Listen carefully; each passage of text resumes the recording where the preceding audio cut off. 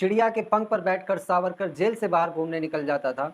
सुनने में आपको भले ही मजाक लगे, लेकिन कर्नाटक के स्कूल के बच्चों को यही सब बकवास पढ़ाया जा रहा है। 8वीं क्लास के सिलेबस में फेरबदल करने के बाद बीजेपी सरकार ने हिंदुत्ववादी सावरकर के बारे में एक नया पाठ जोड़ दिया है।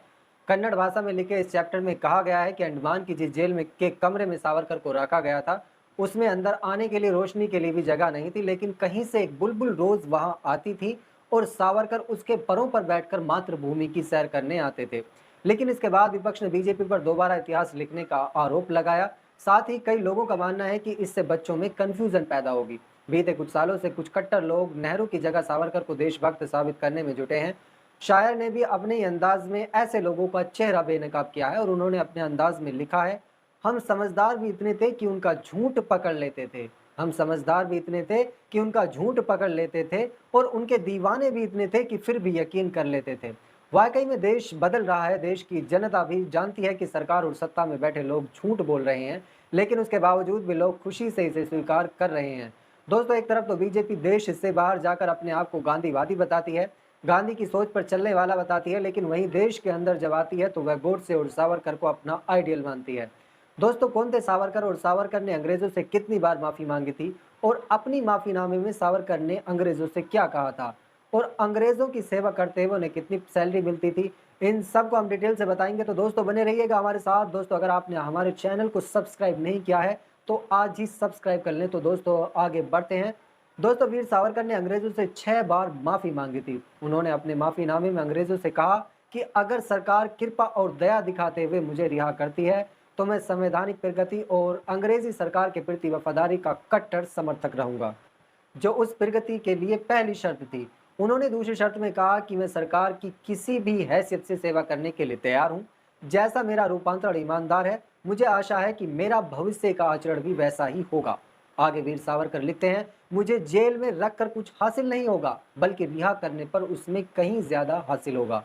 केवल पराक्रमी ही दयालु हो सकता है और इसलिए विलक्षण पुत्र माता पिता के दरवाजे के अलावा और कहाँ लौट सकता है। वीर सावरकर ने प्रारंभिक जीवन के शानदार संभावनाएं बहुत जल्द ही धूमिल हो गई थी।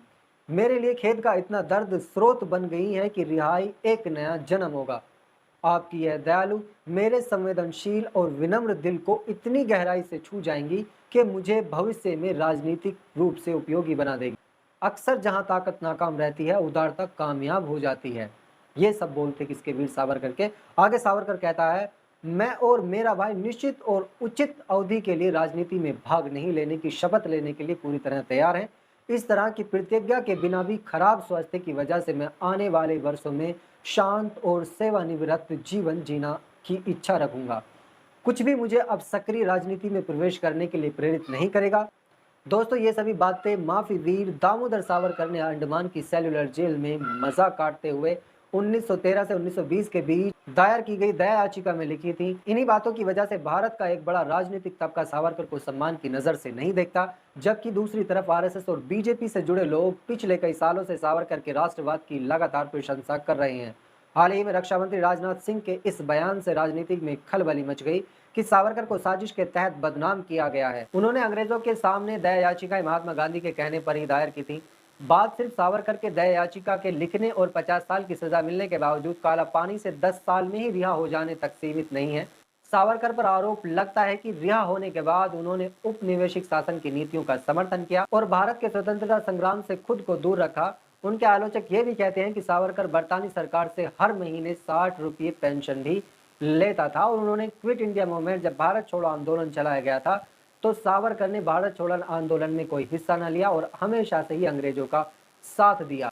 तो दोस्तों, आप सुन रहे थे एम राजपूत को। दोस्तों, आप मैं आपसे विदा चाहता हूं। फिर मिलेंगे एक नई वीडियो के साथ। तब तक के लिए जय हिंद, जय भारत।